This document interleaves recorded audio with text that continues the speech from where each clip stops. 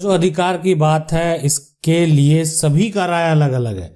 देखिए, अगर आपका भी पुश्तैनी संपत्ति है और आप अगर एक प्रक्रिया नहीं किए तो आपको भी एक समस्या उत्पन्न हो सकता है। यानी नाना के संपत्ति में अगर हक की बात करें, कानूनी हक की बात करें, तो विनय प्रसाद शर्मा का ये संपत्ति है। ये सारा संपत्ति जो देख रहे हैं, जमीन है, ये सारा जमीन विनय कुमार शर्मा के नाम है।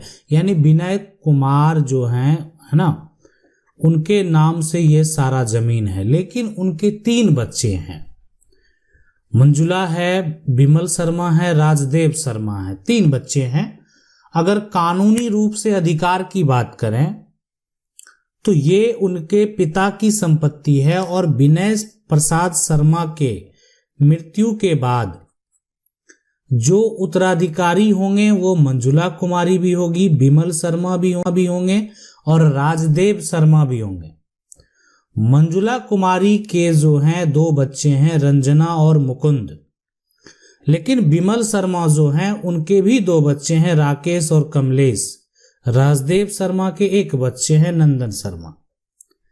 अब सवाल ये उठता है कि जो इनके बच्चे हैं, क्या वो कानूनी दावा करके संपत्ति पर हक पा सकते हैं या नहीं? तो सुप्रीम कोर्ट का साफ साफ कहना है कि अगर जो है आपके मां किसी भी संपत्ति में हिस्सेदार है, कोई भी संपत्ति है, उनके पिता की संपत्ति है, उनके पूर्वज की संपत्ति है, तो अगर मां जो है यानी उत्तराधिकारी हैं, मां हिस्सेदार हैं, तो जो उनके वंशज हैं वो भी उत्तराधिकारी होंगे। यानी मंजुला अगर कानूनी रूप से अपना हक प्राप्त करना चाहती है तो हक प्राप्त कर सकती है। अगर ये जो नाती है ना, या नतनी है, जो भी है, वो भी कानूनी दावा कर सकती है।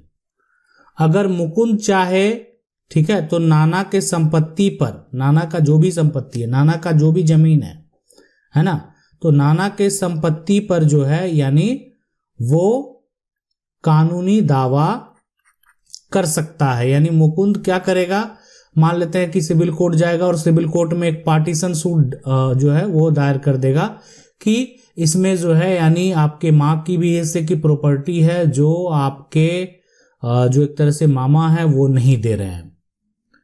तो क्या होगा, कानूनी अधिकार तो मुकुंद का बनता है, इसलिए कि मां का भी शेयर है, मां का भी हक है।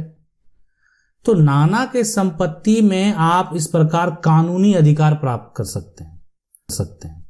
लेकिन उसके लिए क्या क्या करना पड़ेगा, क्या क्या प्रक्रिया है, तो पहले उसको भी समझते हैं। देखें, सबसे पहले अगर यदि आप चाहते हैं कि नाना के संपत्ति में आपका हक मिले, बहुत लोग क्या होता है, अब इसमें यह भी बताएंगे अगर आप जो ऐसे व्यक्ति हैं उनको क्या करना चाहिए जो वो सेफ रहेंगे। जैसे अगर विमल शर्मा और राजदेव शर्मा के पास क्या विकल्प है, ऐसा वो क्या कर लेंगे कि उनको ये समस्या जो है नहीं झेलना पड़ेगा।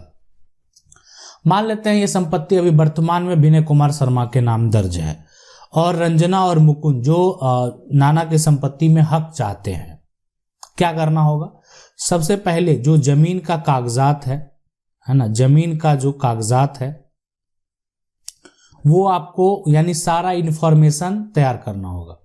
यानी आपको मालूम होना चाहिए कि आपके नाना की कौन कौन सी जमीन है, ठीक है।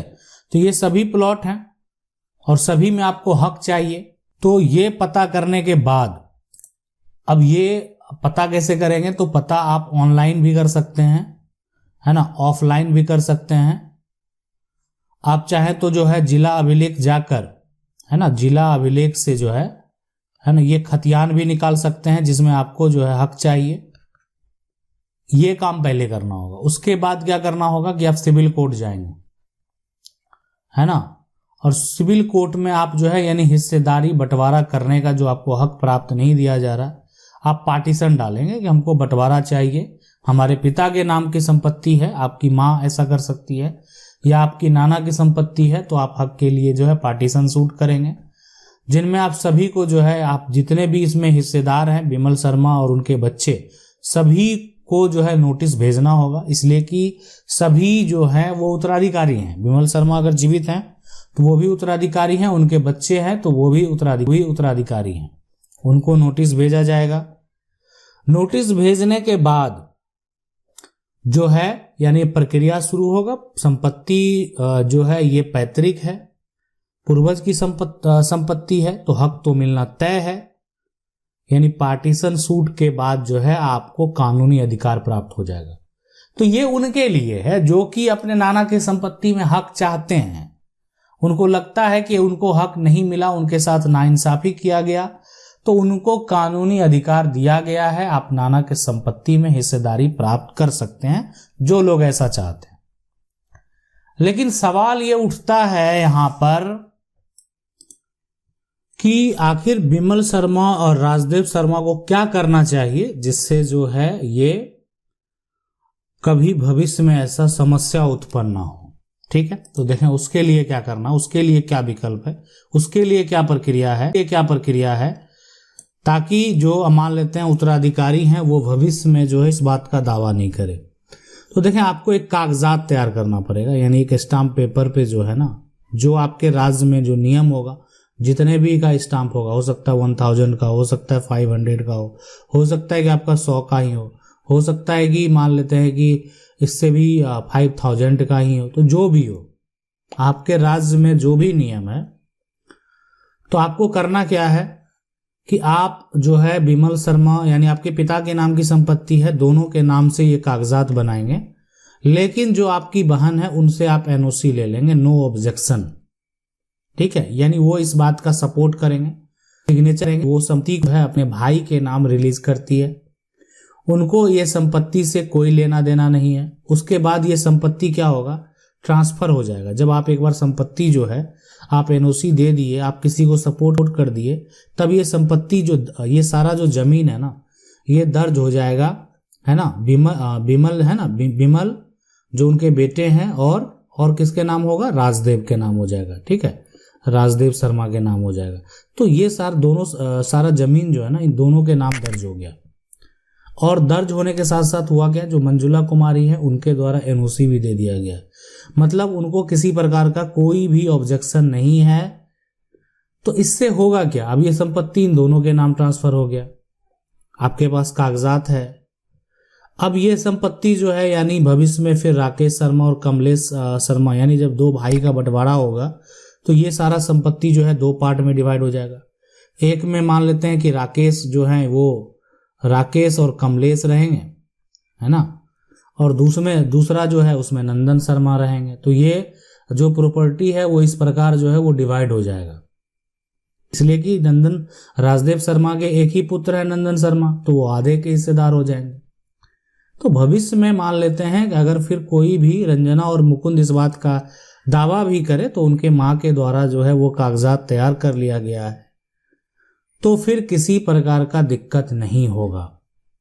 लेकिन अगर आप ऐसा नहीं करते हैं, संपत्ति आज भी जो बिमल शर्मा और राजदेव शर्मा है उनके पिता के नाम दर्ज है, तो मंजुला कुमारी के द्वारा आपके जमीन को बेचा भी जा सकता है, इसलिए कि आपके पिता के नाम संपत्ति दर्ज है तो उनके पिता के नाम भी संपत्ति दर्ज है।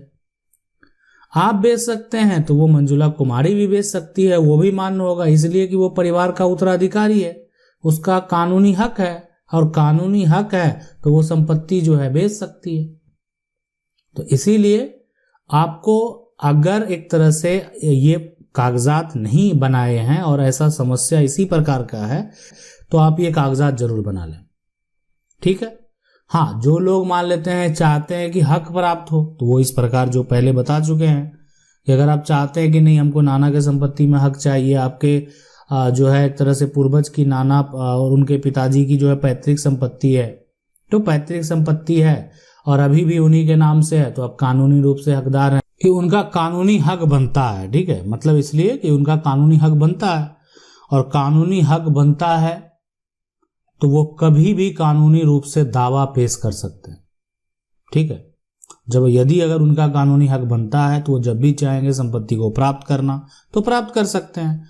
तो आपको सेफ रहने के लिए ये करना होगा कि संपत्ति को अपने नाम पर ट्रांसफर जरूर करा लें।